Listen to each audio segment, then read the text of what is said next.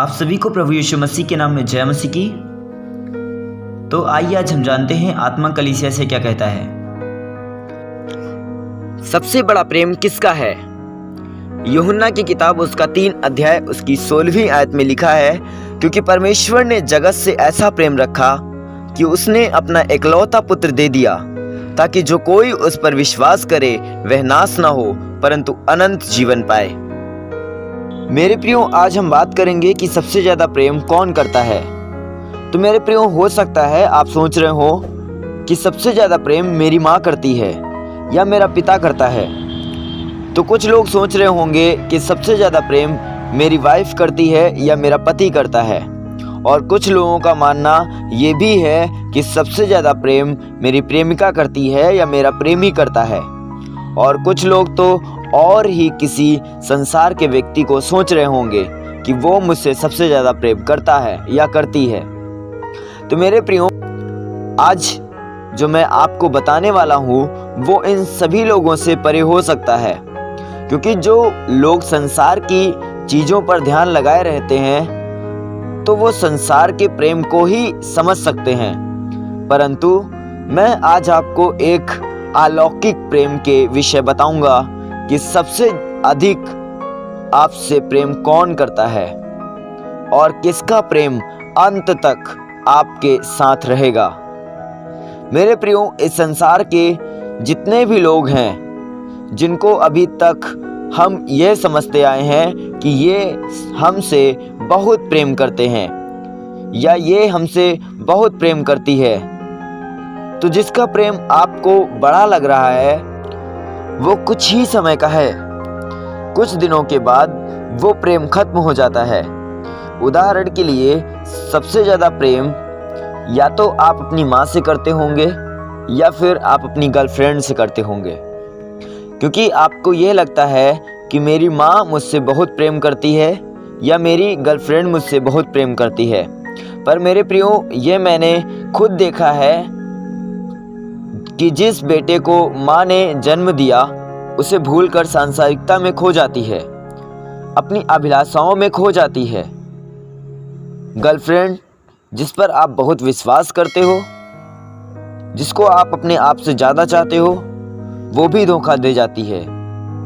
हाँ, माना कि बहुत सी माँ ऐसी नहीं होती, बहुत सी लड़कियां ऐसी नहीं होती हैं। इसका कारण मैं आपको आगे बताऊंगा कि क्यों ऐसा होता है। पर मेरे प्रियो, मैं आपको सबसे पहले ये बताना चाहता हूँ कि वो कौन है जो आपसे सबसे ज़्यादा प्रेम करता है। वो कौन है जिसका प्रेम हमेशा तक बना रहने वाला प्रेम है। कौन है वो? तो मेरे प्रियो, मैं आपको बता दूं कि वो प्रेम किसी संसार के व्यक्ति का नहीं है। वो प्रेम सर्वशक्तिमान, सर्वव्यापी, सर्वज्ञानी, सर्वश्रेष्ठ परमेश्वर पिता का प्रेम है। तो आपके मन में यह प्रश्न उठ सकता है कि कैसे परमेश्वर पिता का प्रेम सबसे बड़ा है और हमेशा तक बना रहने वाला प्रेम है। तो मेरे प्रियो, ध्यान दें कि जब आदि में कुछ ना था तब परमेश्वर ने आकाश और पृथ्वी की सृष्टि की। पृथ्वी बेडौल और सुनसान पड़ी थी और परमेश्वर का आत्मा जल के ऊपर मंडराता था, क्योंकि पूरी पृथ्वी पर जल ही जल भरा हुआ था।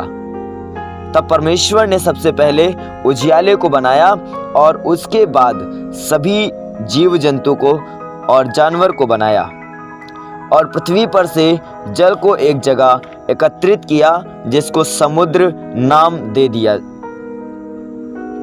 और परमेश्वर ने जो कुछ बनाया सब कुछ परमेश्वर ने बोलकर बनाया। पर जब परमेश्वर ने मनुष्य को बनाया तो भूमि की मिट्टी लेकर अपने हाथों से बनाया और अपनी आत्मा में से मनुष्य के अंदर आत्मा डाली और मनुष्य जीवता प्राणी बन गया।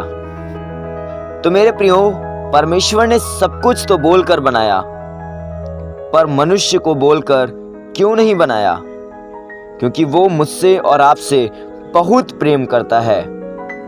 क्योंकि यदि परमेश्वर चाहता तो मनुष्य को यूं ही जीवता प्राणी बना देता, क्या जरूरत थी कि मनुष्य के अंदर अपनी आत्मा में से आत्मा डालने की?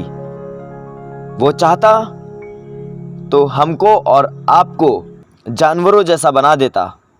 जैसा कि जानवरों में प्राण तो है पर आत्मा नहीं है, पर परमेश्वर ने मनुष्य को विशेष कार्य के लिए चुना कि मनुष्य परमेश्वर के साथ आत्मिक संबंध बना सके और परमेश्वर अपने दिल की बात मनुष्य से शेयर कर सके और मनुष्य अपने दिल की बात परमेश्वर से शेयर कर सके। इस कारण परमेश्वर ने मनुष्य के अंदर अपनी आत्मा में से आत्मा को डाला। तो मेरे प्रियो, परमेश्वर मुझसे और आपसे बहुत प्रेम करता है और वो चाहता है कि मनुष्य मुझसे दूर ना हो। इस कारण जब आदम के पाप करने से मनुष्य और परमेश्वर में दूरी हो गई, तो परमेश्वर ने एक योजना बनाई कि मैं अपने प्रिय पुत्र प्रभु यीशु को इस पृथ्वी पर भेजूंगा, जिससे कि वो मनुष्यों के पापों को अपने ऊपर उठाकर लहू को बहाए और अपनी जान देकर परमेश्वर और मनुष्य के बीच से पाप को हटाकर फिर से उस संबंध को स्थापित करे जो आदम के पाप करने से टूट गया था। क्योंकि पाप और पवित्रता का कोई मेल नहीं होता। इस कारण प्रभु यीशु ने अपना निर्दोष लहू बहाकर परमेश्वर पिता से मनुष्य का संबंध फिर से स्थापित कर दिया। पर शर्त यह है कि जो कोई इस बात पर विश्वास करता है कि प्रभु यीशु मसीह हमारे पापों के लिए मारा गया, हमारे पापों के लिए गाड़ा गया और तीसरे दिन मृतकों में से फिर जी उठा, जो ये विश्वास करता है उसका संबंध परमेश्वर पिता से फिर जुड़ जाता है प्रभु यीशु मसीह के लहू के द्वारा। तो मेरे प्रियो, इस दुनिया में जो कोई प्रेम करता है उसके पीछे कोई ना कोई स्वार्थ जरूर छिपा रहता है। अभी तक आपने ये महसूस ना किया हो सकता है, लेकिन आपको ये आगे जीवन में महसूस करने को मिलेगा कि कोई अपना नहीं है, सब मतलब के ही थे।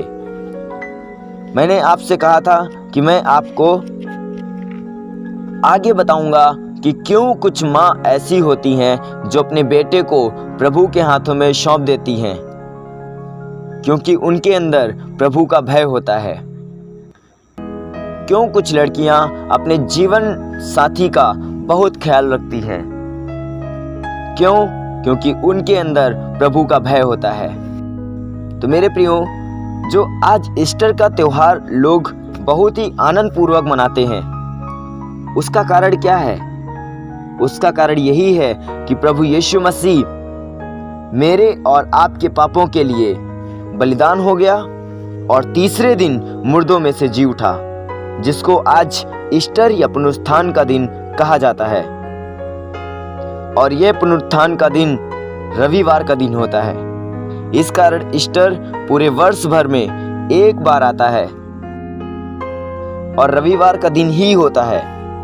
तो मेरे प्रियो, इससे बड़ा और किसी का प्रेम नहीं हो सकता जो अपने प्रिय पुत्र को भी ना रख छोड़े, क्योंकि प्रभु यीशु मसीह जो परमेश्वर पिता का इकलौता पुत्र है, परमेश्वर पिता ने उसे भी नहीं रख छोड़ा और उसे भी मेरे और आपके कारण दे दिया कि वो अपने लहू को बहाए और मुझे और आपको उस पापों से छुड़ाए।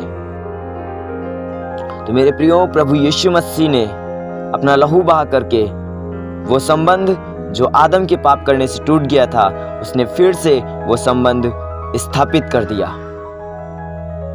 तो मेरे प्रियो, उसके प्रेम को पहचाने और उसके करीब आकर उसके प्रेम का आनंद लें। जय मसीह की। God bless you. परमेश्वर आप सभी को बहुतायत की आशीष दे।